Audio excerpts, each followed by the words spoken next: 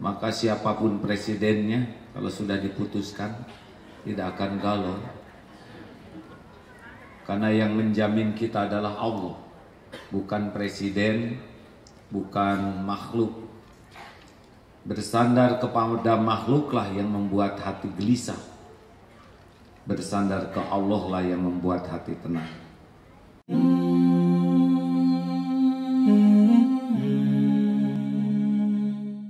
Apakah Allah Subhanahu wa Ta'ala menyaksikan pertemuan kita? Yakin? Apakah setiap yang terucap didengar oleh Allah Subhanahu wa Ta'ala? Adakah yang luput dari pendengaran Allah? Apakah Allah Subhanahu wa Ta'ala tahu isi hati kita? Tahu pikiran kita? Apakah Allah tahu masalah yang sedang kita hadapi? Yakin? Siapa yang bisa menolong kita? Allah atau hanya Allah? Alhamdulillah. Kalau keyakinan ini ajeg di hati kita, tidak hanya waktu ditanya saja jawabannya. Setiap saat merasa didengar Allah, pasti ngobrol bukan sesuatu yang menyenangkan, kecuali obrolan yang disukai Allah. Kalau kita yakin Allah Maha melihat apapun yang kita lakukan, yakin kita tidak ada yang merasa aman untuk berbuat maksiat. Kita maksiat karena tidak yakin Allah melihat. Kalau kita yakin Allah tahu isi hati kita, tidak ada waktu untuk iri, dengki, ujub, ria, takabur. Karena semua itu tidak membawa kebaikan, kecuali membawa kesengsaraan, kehinaan, kecelakaan. Kalau kita yakin Allah tahu masalah kita dan yakin Allah yang bisa menolongnya, tidak nafsu untuk curhat ke sembarang orang, untuk posting penderitaan, untuk segala diceritakan ke orang demi orang lain tahu, demi orang lain simpati ke kita. Paling kalau kita mau bicara dengan orang lain, sesudah minta tolong ke Allah semata-mata, mudah-mudahan jadi jalan jawaban dari Allah, bukan bersandar ke makhluk. Siapapun yang yakin bahwa segala-galanya itu innallaha ala kulli syai'in qadir, Allah yang maha kuasa atas segala-galanya, maka siapapun presidennya kalau sudah diputuskan tidak akan galau. Karena yang menjamin kita adalah Allah, bukan presiden, bukan makhluk. Bersandar kepada makhluklah yang membuat hati gelisah. Bersandar ke Allah lah yang membuat hati tenang. Mudah-mudahan episode apapun yang kita jalani ujungnya cuma satu, semakin dicintai Allah Subhanahu wa Ta'ala. Sebetulnya kita tidak tahu mana yang baik dan buruk dari kejadian, tapi semua kejadian bisa jadi baik kalau benar menyikapinya. Ajaban li amril mu'min, inna amrohu kullahu khair. Sungguh menakjubkan orang yang beriman, semua urusannya baik. Walaisa dzalik li ahadin illa lil mu'min.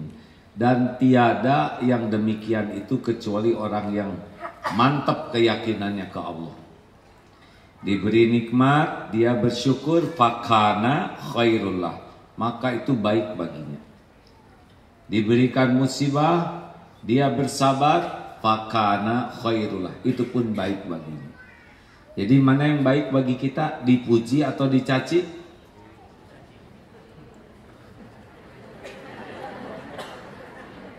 Jadi begini ya, kalau mau menjawab tuh prosesnya prosedurnya mikir dulu hadirin, bukan bicara dulu. Ya Bu, Ibu, kalau Ibu dikejar anjing mau bagaimana? Kalau Ibu dan anjing lari cepetan mana? Beliau yang menjawab, beliau yang bingung, beliau yang ketawa sendiri.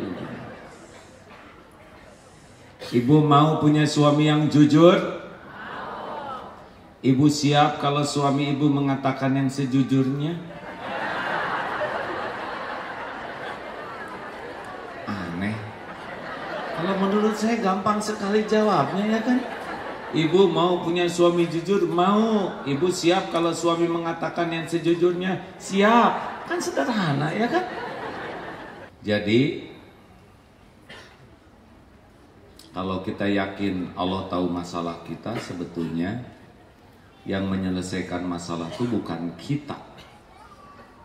Kita itu tidak disuruh menyelesaikan masalah, karena kita ini la haula wala quwwata illa billah. Jadi kita disuruh apa? Kita itu disuruh jadi ahli takwa. Jadi orang yang yakin, patuh dan pasrah, itu kewajiban kita. Sesudah itu wa may yattaqillah yaj'al lahu makhrajan. Nah, sesudah itu Allah memberi jalan keluar. Bisa lewat siapa saja, lewat kita, lewat orang tua, lewat anak, lewat teman, terserah Allah. Nanti kita akan ikhtiar, tapi ikhtiarnya dibimbing oleh Allah. Bedanya kalau kita cari solusi tanpa takwa, sangat terbatas kemampuan kita. Jadi yang bahaya dalam hidup ini persoalan hidup atau sikap terhadap persoalan.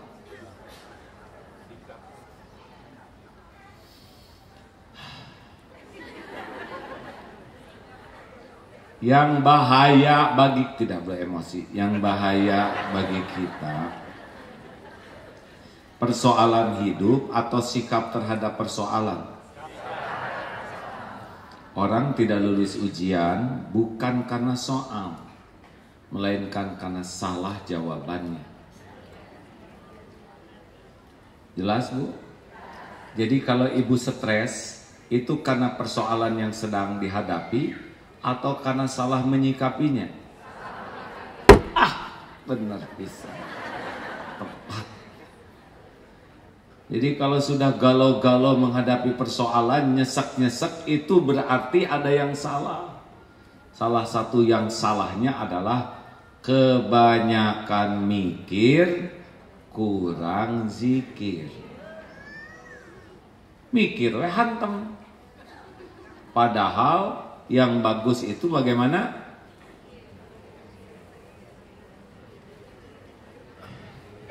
Bagaimana yang bagus itu? Jangan mikir gimana.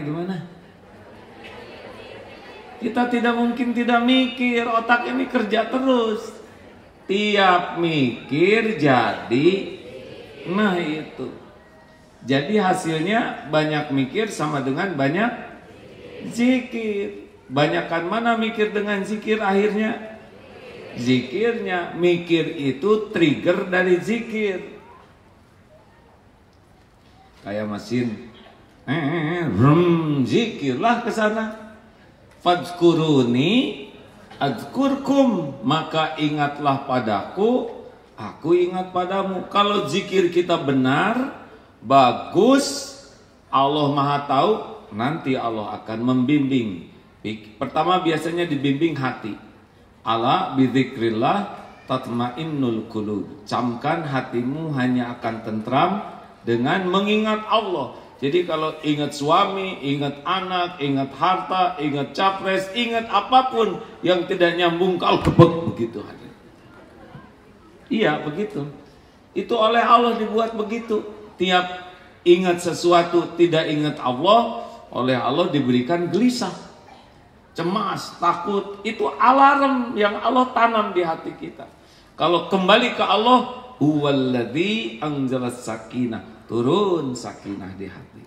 Jadi kalau mulai nggak enak di hati, jangan diteruskan mikirnya, karena akan ngelantur. Cepat kembali ke Allah. Apa doa zikir yang bagus kalau begini? Kalau saya lihat, maaf ya, ini yang bagus mah istighfar ya. Ini disesuaikan dengan wajah ya.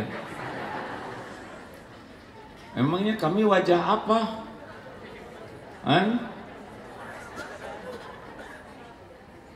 Jarang ada yang ngaku. Ini pertanyaan standar. Acungkan tangan yang tidak punya dosa.